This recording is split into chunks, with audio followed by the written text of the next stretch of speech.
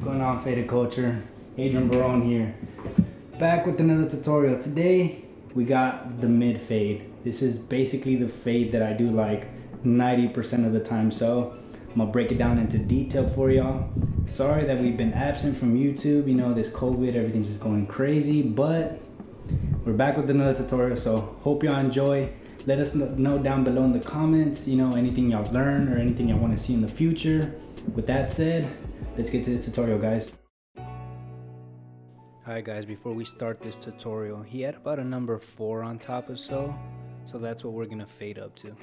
Our first guideline is right here under the temple peak area with the Sub-Zero, and as we go behind the ear, we're gonna slightly drop it. Our second guideline is the clipper lever open, and take that up about a finger's width, you know, about half an inch or so. My second guideline is the number 1 guard lever open, and I space that out about the same thing. When I'm working up, cleaning up the canvas, I space out each guideline about the same distance. The number 2, with this one, the only difference is I do exaggerate that flick out motion just because I don't want to dig into his parietal ridge. Number 3 guard lever open, and same thing, I exaggerate that motion. Like I said earlier, he did have about a number 4 on top, so this is the last guard we're gonna use.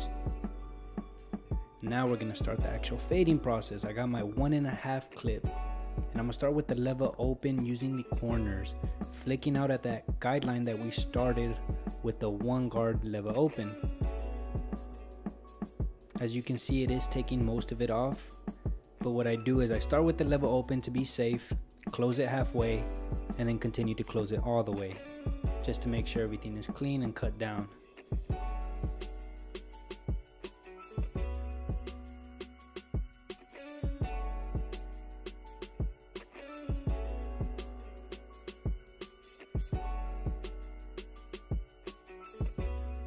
I got my half guard, and I'm gonna put the lever halfway because I'm gonna flick out at the line that we created with the lever open in the beginning.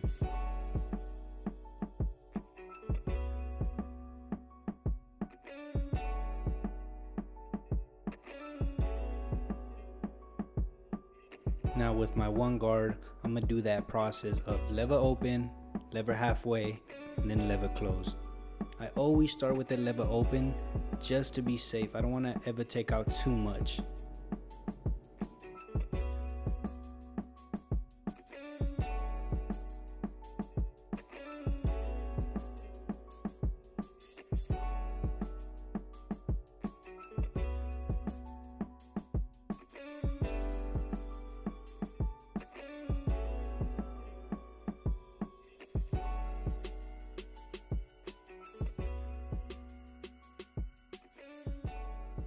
Now for our last line, I'm going to use the clipper lever close, and using just the corner of the clipper, take that line up just a bit.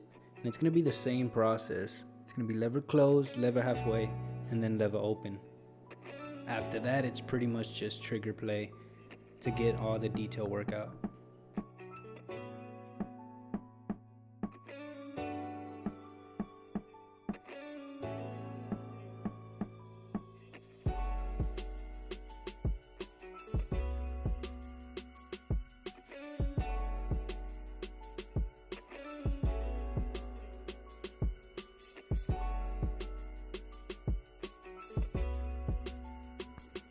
And this part of the fade is where it really counts, guys, so take y'all's time. I go over the same spot quite a few times, as you can see.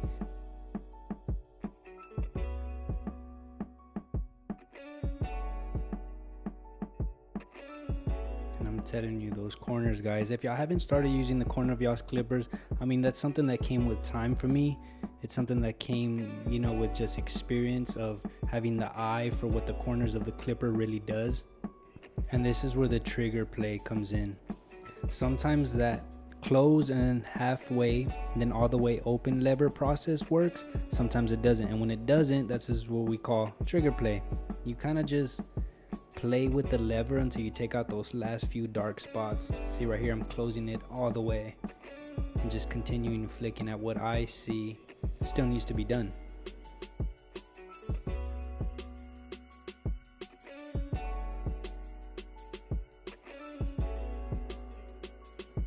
And lately I haven't been zero gapping my clippers 100%. I want to say they're about like 90% zero gap. So that last line that I created with the Sub-Zero, I'm now taking away with the Sub-Zero, just using the corners of it.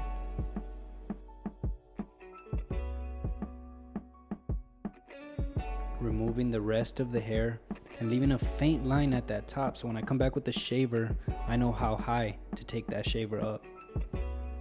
See right here, I'm just shaving all the way up to that line. Now using the corners of the shaver, flicking at that line. That way we don't create another line with that shaver. And there you guys have it. That's pretty much it.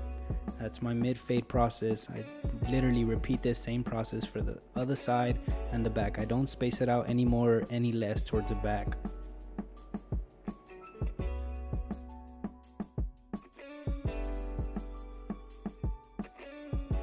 I didn't want to bore you. I wanted to keep this tutorial very short, so I didn't want to show the same process for the other side and the back. Like I said, guys, just repeat that first process, rewatch that first process over and over until you get it down.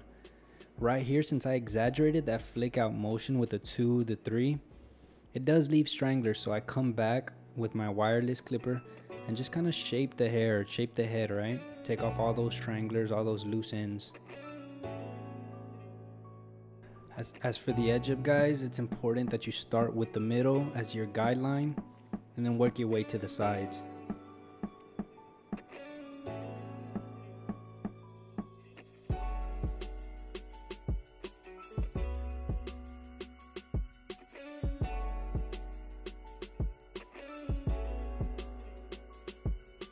Right here, just applying some shave lotion so I don't give them any razor burn. Something that has helped me is learning my razor strokes, whether it is, reverse hand or backhand stroke. That way I don't have to recline them just to do that. As you can see right here, I am doing the reverse hand. So go ahead and practice that, guys. That's really gonna help y'all out as well.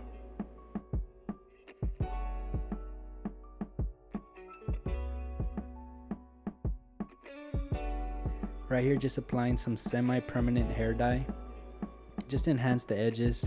The link to this wireless gun is in the description in case y'all want to check that out. And right here, just applying some Johnny B matte pomade. The link is in the description for that product as well. I love that pomade.